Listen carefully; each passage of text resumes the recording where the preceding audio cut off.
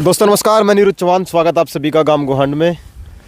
जैसा कि आप सब जानते हैं, पिछले साल भी गुर्जर महोत्सव हुआ 2022 में सूरजकुंड मैदान में फरीदाबाद, और अब फिर वो तारीख नज़दीक आ चुकी है दिसंबर की।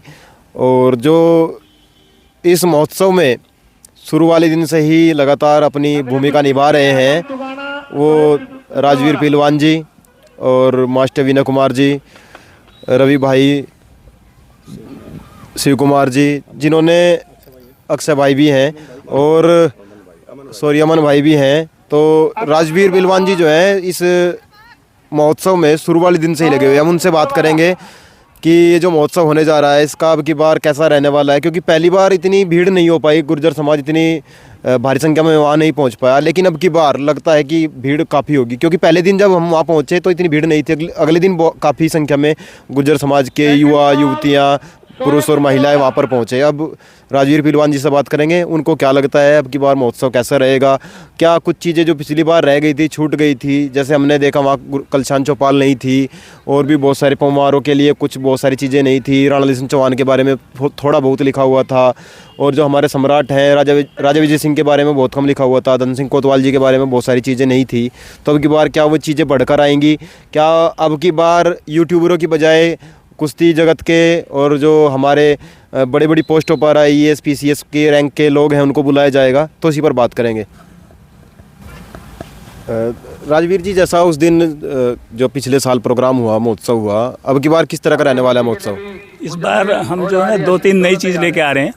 जो अभी कह रहे हैं भाई एजुकेशन की या इतिहास की, तो एजुकेशन के लिए हमारा एक अलग डिपार्टमेंट है बिल्कुल। और संवाद नामक कार्यक्रम जो है हमारे समाज की एजुकेशन और विकास पे बात करेगा। वो 3 दिन संवाद चलेगा लगातार। एक लाइब्रेरी है, लाइव लाइब्रेरी जिसे बोलते हैं, वो जो हमारे IPS IAS वगैरह जो भी बड़े ऑफिसर्स हैं वो अपनी लाइव वो बताएंगे, अपनी कहानी ले जाएंगे अपने आपको वहाँ से बैक में ले जाके अपनी कहानी बताएंगे आपको। एक इतिहास के बारे में कवि सम्मेलन, गुर्जर बेस हिस्ट्री जो है उस पर ही कवि सम्मेलन होना है। एक बॉडी जो बिल्डर आजकल हमारे बच्चे बॉडी बिल्डिंग में ज़्यादा वो ले रहे हैं, तो उसका रैंप शो भी करना है। एक स्टेज महिलाओं को दी गई है। और जैसा बताया, अभी कह रहे थे कि पिछली बार पहले दिन ज़रूर मानते हैं कि कुछ कम रही, लेकिन जो शुरुआत थी अपेक्षा के मुकाबले बहुत ज़्यादा थी। और दूसरे दिन तो आप सभी को पता है 5-6 लाख लोगों को वहाँ भीड़ 2 दिन में हुई है। और इस बार हमें उम्मीद है कि 12-15 लाख गुर्जर वहाँ लोग जो है वहाँ पहुँचेंगे ज़रूर। और ये बहुत एक ह्यूज सक्सेस होने जा रही है गुर्जर समाज के इस महोत्सव के रूप में। मास्टर जी, आप भी गए थे और आप तो इकट्ठा गए थे, तो अब की बार आपको क्या लग रहा है, कैसा रहेगा प्रोग्राम अब की बार गुर्जर महोत्सव का? गुर्जर महोत्सव का प्रोग्राम इस बार पहले से अच्छा होगा, क्योंकि पिछली जो गलतियाँ हुई उनसे जो आगे बढ़ेंगे। और जैसा पहलवान जी ने बताया कि 10-12 लाख लोग वहाँ पर जुटने की संभावना है।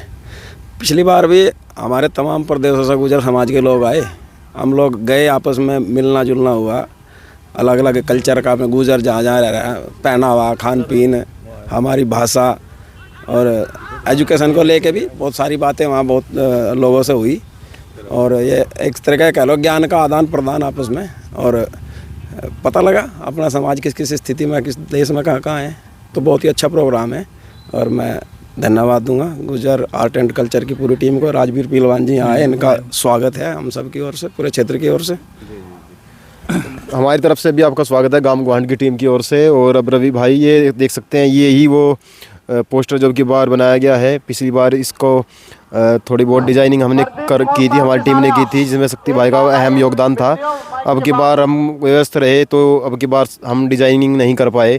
तो रवि भाई, आपको क्या लग रहा है, आप यूथ हैं, किस तरीके से देखते हैं गुर्जर समाज को? जिस तरीके से एजुकेशन की बात हो या फिर स्पोर्ट की बात हो, हम जहाँ तक पिछड़े हुए हैं, क्या इस तरह के आयोजनों से समाज में जागृति आएगी? इस तरह के आयोजनों से समाज इकट्ठा होना सीख पाएगा? और इस तरह के आयोजनों से क्या समाज आंदोलन करना सीख पाएगा? कुछ चीज़ें ऐसी हैं जो बिना आंदोलन के हो जाती हैं, 10% कोटा भी बिना आंदोलन के ही मिल जाता है। क्या इतनी चेतना गुर्जर समाज में आ पाएगी? जी, सबसे पहले तो मैं गुर्जर आर्ट एंड कल्चर की पूरी टीम को धन्यवाद दूंगा कि इतना बड़ा उन्होंने मंच दिया है। रंगारंग प्रोग्राम जो पिछले साल भी किया था, और उनकी टीम के सदस्य हमारे बीच दिल्ली से चल कर आए हैं, मैं उनका स्वागत करता हूं। राजवीर पहलवान जी हमारे बीच में हैं। देखिए, कोई भी काम एक दिन में तो नहीं होता, उसके लिए एक बहुत लंबा संघर्ष लगता है। और पिछले कुछ सालों से तो हमारा आप तो सेम उम्र सेम एज में ही है बिल्कुल, ये देख रहे कि जितना बदलाव हमारे समाज के बीच में आया है पिछले 10-12 साल के अंदर, कि इतना जागृत हमारा समाज हुआ है, हमारा यूथ। अब पहले तो अब से 10-15 साल पहले हमको खुद नहीं पता था कि हमारा इतिहास क्या है, हमारे राजा कौन है। और अब तो मतलब तमाम चीज़ें नेट के माध्यम से हमारे लड़के जो युवा भाई हैं वो बहुत आगे बढ़ रहे हैं। और जो आपने 10% आरक्षण की मांग की, वो तो एक दूसरा रास्ता है राजनीति का, वो तो अभी इतना समय नहीं है इस पर बोलने के लिए। वो कैसे मिलता है, वो तो जो हुक्मरान जो बैठे हैं उनके हाथ में कलम है, वो लिखेंगे वहाँ से। जब हमारे लोग वहाँ पहुँचेंगे तो 10 नहीं बहुत सा मिलेगा, उस देश को एक अच्छा शासन भी हम दे पाएंगे। जहाँ तक बात है इस प्रोग्राम की, बिल्कुल इस तरह के प्रोग्राम बिल्कुल होने चाहिए समाज के बीच में और हमारे समाज के लिए, ताकि बच्चों को प्रेरणा मिले। और जो पिछले साल जो हुआ था, जिस तरह के लोग बुलाए गए थे यूट्यूबर या और तरह के, मेरा ये खुद का मानना है कि इन चीज़ों पर ज़्यादा जोर न दे के जो हमारे समाज से जो पढ़े लिखे लोग हैं, जो जिन्होंने बहुत नाम कमाया है देश विदेश में जाकर या अपने अपने क्षेत्र में, उस तरह के लोग बुलाए जाएं और बच्चों को प्रेरणा दे। जैसे एजुकेशन में कोई IAS से जो भी हमारे समाज से निकले हैं या जो बड़ी नामचीन हस्तियाँ हैं, उस पर ज़्यादा जोर दिया जाए, शिक्षा पर या और भी बहुत सारी चीज़ों पर, तो ये ज़्यादा बेटर रहेगा। धन्यवाद। आपको क्या लग रहा है भाई, जैसा आप पिछली बार गए थे आप प्रोग्राम में, इसमें गुर्जर महोत्सव में, कैसा लग रहा है? आपकी बार जाके मतलब जाओगे आप, कैसा लग रहा है? पहले अब का अनुभव कैसा है? देखो पहली बार तो शुरुआत थी, इतने लोग नहीं, मतलब इतना प्रचार भी नहीं था, लेकिन अब की बार बहुत ज़ोर शोरों से तैयारी है और युवाओं में भी बहुत क्रेज़ है कि हमें जाना है अब की बार, तो अब की बार बहुत अच्छा रहेगा। आपको क्या लग रहा है भाई, जैसा है? बढ़िया होगा है। और हम जो चाहते थे समाज में जागृति आए, वो धीरे धीरे आ रही है और उस जागृति का हिस्सा हर वो व्यक्ति बनना चाहता है जो समाज में काम करना चाहता है।